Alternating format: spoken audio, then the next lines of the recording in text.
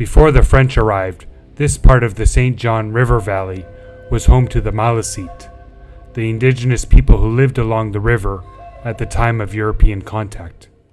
The French were the first Europeans to settle here in the late 1600s, building small Acadian communities like Point St. Anne. Over the next century, this became an important Acadian settlement. But wait! There's more! After the American Revolution, thousands of loyalists flooded into this valley and ultimately overtook the Acadian communities that remained. A period marked by mass expulsions of the Acadians and even violent destruction of their settlements. This is a theme you see often in early Canadian history, where you have early French settlers living in the region for several generations before eventually being overtaken by violent British expansion. So we're here in the town of St. Anne's Point. Well, that's not the name anymore. The name of this city is Fredericton. But at one point, Fredericton was inhabited by the Acadians, the French. But when the British took over, eventually they renamed the city in honor of the Duke of York, Prince Frederick. This is the Christ Church Cathedral. Incredibly big. It was built in 1845, and it's Anglican church, and it's very tall. Very tall in this city. Maybe the tallest building in the city, I would say. So New Brunswick has that dual identity to it, with the Acadian, the French presence here first, but eventually taken over by the British. And we see that in the province and how it's run. All the signs here are in French and English, particularly the stop signs, which stands out. And I think it's the only province that officially is bilingual. And here's a third provincial legislature that we're going to see on my trip. And it's a nice one. Completed in 1882. This legislature replaced the earlier provincial hall, which was destroyed in a fire in 1880. So I've been to St. John's, Halifax, and now Fredericton to see all the provincial legislatures, and St. John's still takes the cake. Once again, the provincial legislature. The Maritimes continue to surprise me by how nice it is. It's an impressive part of Canada.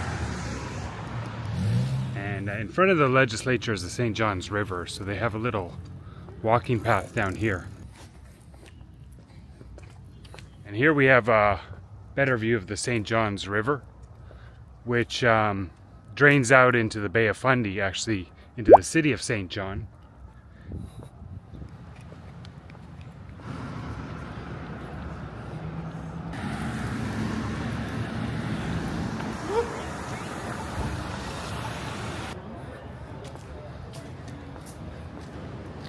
Interesting street art. If you know, you know. The pineal gland. Next up, we're going to head to New Brunswick's second city, Moncton.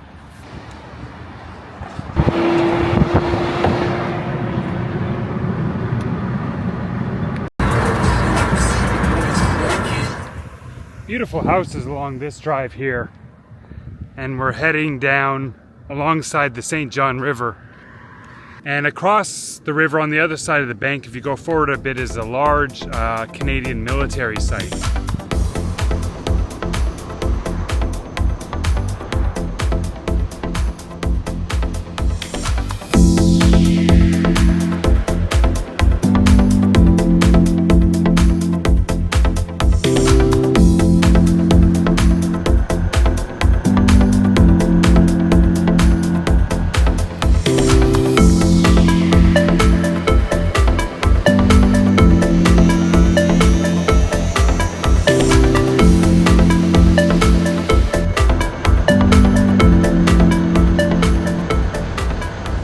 Outskirts of Moncton right now, and I'm going to visit next Magnetic Hill. Let's see what this site's all about. So we have the entrance here to Magnetic Hill, and this area seems like a very big tourist site in the city. In 300 meters, take a slight right turn. Okay. Let's see how much it costs. Right, so the admission to take part in this Magnetic Hill phenomenon, it costs $10.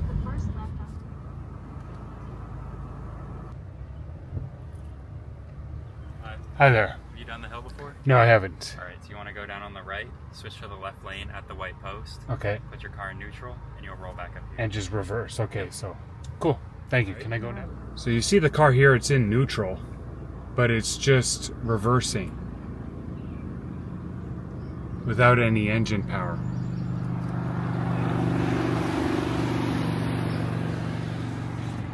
And it's called Magnetic Hill. Proceed to the roof. But I'm not sure if this is due to magnetism or just an optical illusion of how the road is set. Now we're just gonna put the car down into neutral and let go. And holy shit.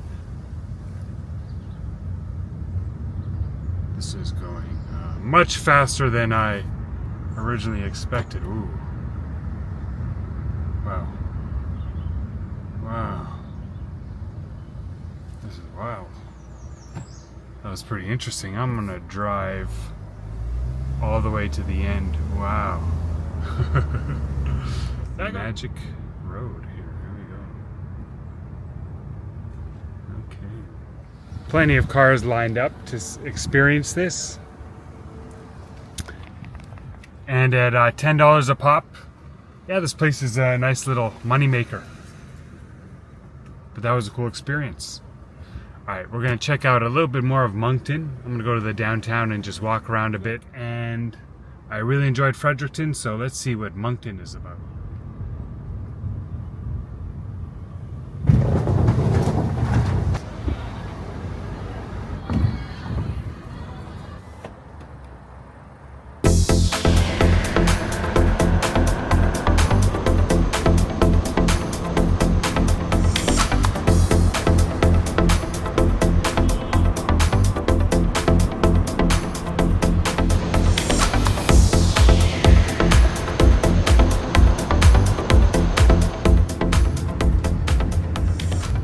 This radio tower up here seems to dominate the skyline of Moncton.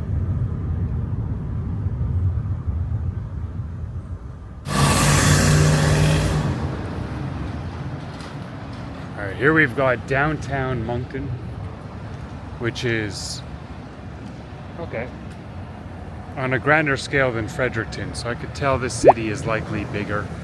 Let's take a walk around this way.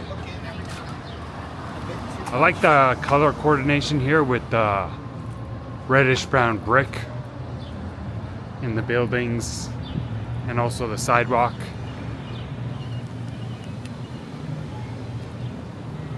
And here's this giant radio tower, which I saw coming into the city yesterday and also the drive-in today. It's a nice day for a little stroll down Main Street. That's where we are right now.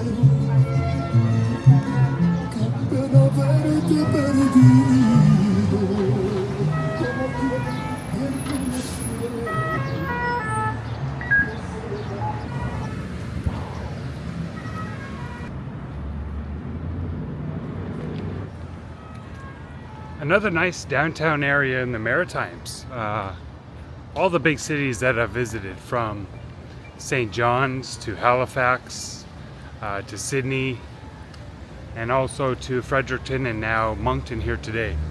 They have nice downtowns. They're clean, feel safe. There's not much of any of a homelessness or a vagrant population. So good job, Maritimes. You do your downtowns well. This building here is Moncton City Hall. Noticed a lot of Canadian flags on this trip thus far, so a renewed sense of Canadian nationalism following the Trumpsters' 51st state comments. I get it. So this area here used to be home to the Ziggy's nightclub, And it is here where a very interesting thing happened in Canadian history. One of my favorite stories. Back in the early 1990s, 4 WWF wrestlers, X-Pac, Shawn Michaels, Scott Hall, and Kevin Nash, came to Ziggy's nightclub after a show. At first they were having a good time, but soon tensions began to rise because according to X-Pac, they didn't like us in there because the girls were paying attention to us. So there started to be a crowd gathered around these 4 enormous wrestlers, and we're gonna have a good old-fashioned bar fight. But just as that was about to happen, backup arrived. A black Cadillac pulled up, and outside the Cadillac poured some other big names, including Yokozuna, Rikishi, man, that's a big ass that guy has, Undertaker, holy shit, and members of BSK, the Bone Street Crew.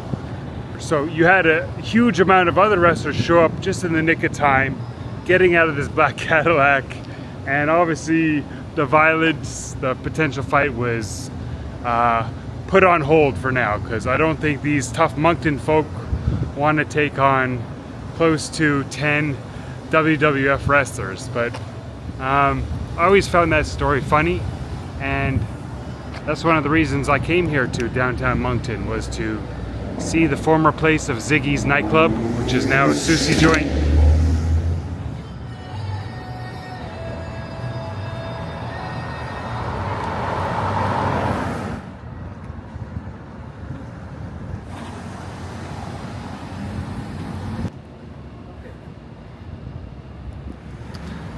Next off, I'm headed to my 4th Canadian province of PEI. I'll be coming back to Moncton in a few days to drop off my rental car and pick up a new one and head off to Quebec, but we'll save that for later. But for now, my last day here in New Brunswick for a while, and I'm off to PEI, Charlottetown. And what I'm excited about that the most is I'm headed over the Confederation Bridge. So let's head there. And I found my badly parked car. Ooh, I might have curbed those wheels. Gotta work on the parallel parking.